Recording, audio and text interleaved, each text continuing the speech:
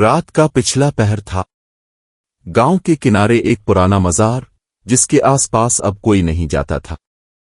درختوں کی شاخیں ہلکی ہوا میں سرسرا رہی تھیں اور فضا میں ایک عجیب سی ٹھنڈک پھیلی ہوئی تھی۔ حمزہ، ایک نوجوان طالب علم، رات کے وقت مزار کے پاس سے گزر رہا تھا۔ ہاتھ میں قرآن تھا، زبان پر تلاوت جاری تھی۔ اچانک ہوا رات گئی اور جیسے وقت تھم گیا ہو۔ اندھیرے میں ایک بھاری مگر اداس آواز گونجی، اے انسان، ڈر مت، میں وہ نہیں جو تم سمجھ رہے ہو۔ میں وہ ہوں جو روشنی میں تھا، مگر نافرمانی نے مجھے اندھیرے میں پھینک دیا۔ حمزہ کے قدم جم گئے، دل زور سے دھڑکنے لگا، مگر قرآن کی آواز اس کے لبوں پر برقرار رہی، جن کی آواز نرم مگر غمگین تھی۔ میں صدیوں سے بھٹک رہا ہوں، یہ شاید میری آخری رات ہے، اور میں انسان کو آخری نصیحت دینا چاہتا ہوں۔ ہم جنات کو طاقت ملی، مگر ہم نے غرور کیا۔ تم انسان کمزور ہو، مگر تمہارے پاس ایمان ہے، وہ طاقت جس نے ہمیں جلا دیا۔ تمہارا بسم اللہ ہمیں راکھ کر دیتا ہے، تمہارا سجدہ ہمیں جھکا دیتا ہے، تمہاری دعا آسمانوں تک پہنچ جاتی ہے۔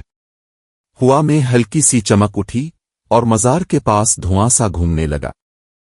دھند کے اندر سے ایک سایہ نمودار ہوا، دو لال آنکھیں، مگر چہرے پر ندامت۔ جن بولا، میں نے دیکھا ہے انسان راتوں کو غفلت میں گزارتا ہے، وہ وقت جب رب کہتا ہے کون ہے جو مانگے اور میں دوں نہ، مگر تم سوتے رہتے ہو۔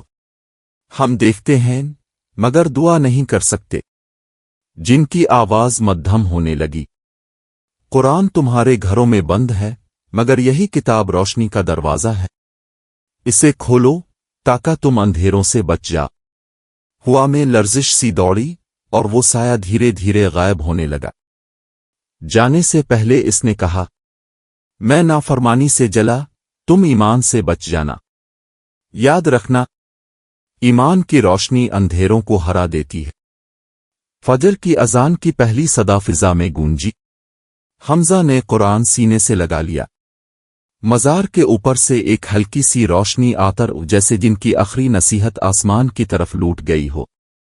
لوگ کہتے ہیں، آج بھی جب کوئی رات کے سناٹے میں قرآن پڑھتا ہے تو مزار کے قریب ایک مدھم سی آواز گونجتی ہے، ایمان کو مضبوط رکھو، یہی جن کی آخری نصیحت ہے۔